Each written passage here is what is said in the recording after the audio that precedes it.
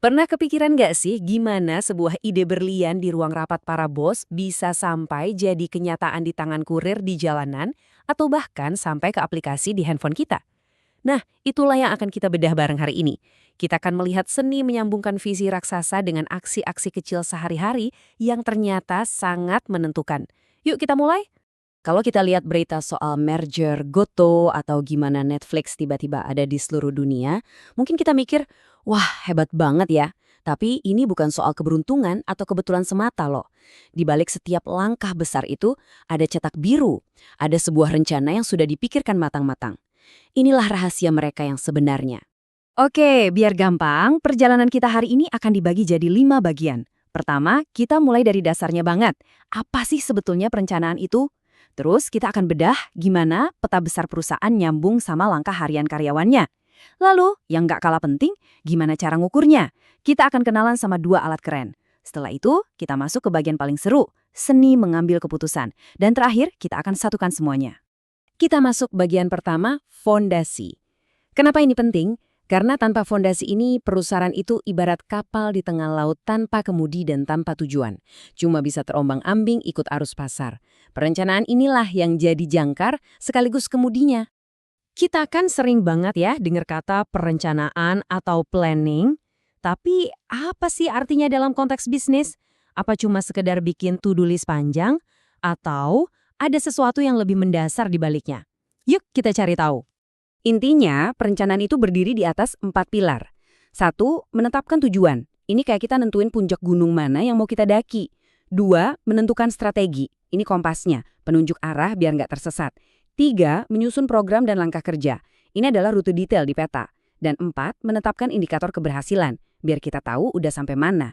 Tanpa 4 hal ini, perusahaan nggak akan bisa jadi pemimpin. Mereka cuma akan sibuk, tapi nggak produktif. Biar lebih kebayang, kita lihat contoh Goto. Merger Gojek dan Tokopedia itu bukan keputusan dadakan karena panik loh. Itu adalah puncak dari perencanaan strategis bertahun-tahun. Sebuah visi jangka panjang buat membangun ekosistem digital yang bisa melawan raksasa-raksasa global. Sebuah langkah yang direncanakan dengan sangat hati-hati. Oke, sekarang pertanyaannya. Gimana rencana raksasa kayak tadi bisa diterjemahkan jadi tugas harian seorang software engineer atau tim marketing? Nah, disinilah kita perlu paham bedanya antara peta besar dan langkah-langkah kecil setiap hari. Ini sering banget jadi tantangan buat para pemimpin. Gimana caranya menyeimbangkan antara mimpi besar untuk 5 tahun ke depan dengan target yang harus dicapai bulan ini juga? Kelihatannya susah kan? Jawabannya ada di pemahaman 2 level perencanaan yang berbeda ini. Coba deh lihat perbandingannya. Perencanaan strategis itu ibarat peta tujuan jangka panjang. Dia menjawab pertanyaan, kita mau jadi apa dalam 5 tahun ke depan? Sementara itu, perencanaan operasional itu lebih kayak GPS untuk perjalanan hari ini.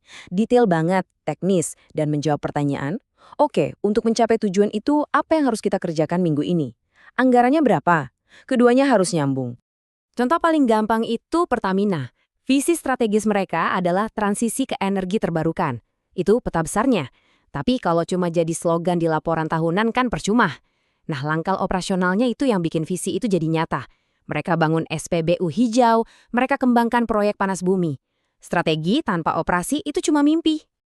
Oke, rencana udah ada, langkah-langkahnya juga udah jelas. Tapi, gimana kita tahu kalau kita ada di jalur yang benar dan nggak malah nyasar?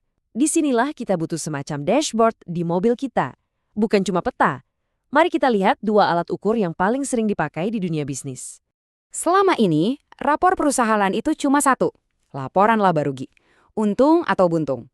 Tapi, itu kan sama aja kayak menilai kesehatan seseorang cuma dari berat badannya. Padahal, ada tekanan darah, tingkat energi, dan banyak hal lain kan? Nah, konsep inilah yang coba dipecahkan oleh Balance Scorecard atau BSC. Jadi, BSC ini ngajak kita melihat kinerja perusahaan dari 4 sudut pandang yang seimbang.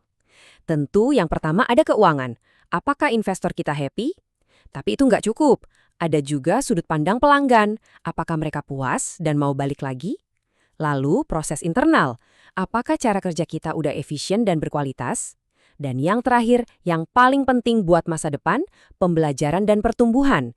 Apakah kita jadi lebih pintar dan inovatif dari hari kemarin?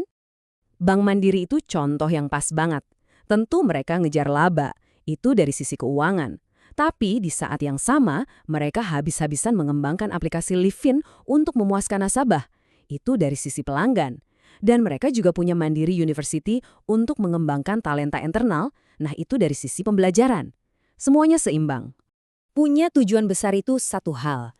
Tapi gimana caranya biar seorang analis data di lantai 3 atau staf marketing di cabang kota kecil paham kalau pekerjaan mereka sehari-hari itu berkontribusi ke tujuan besar perusahaan? Ini pertanyaan jutaan dolar. Dan jawabannya adalah Management by Objectives atau MBO.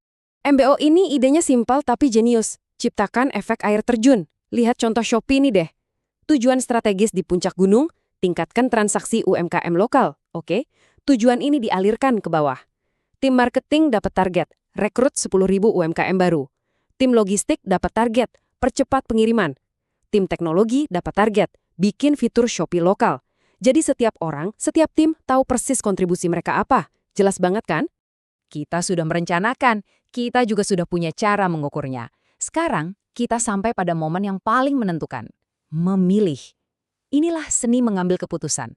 Ini adalah jembatan yang menghubungkan rencana di atas kertas dengan kenyataan pahit manisnya di pasar. Banyak orang mungkin berpikir kalau keputusan-keputusan besar di bisnis itu lahir dari intuisi atau feeling seorang pemimpin jenius.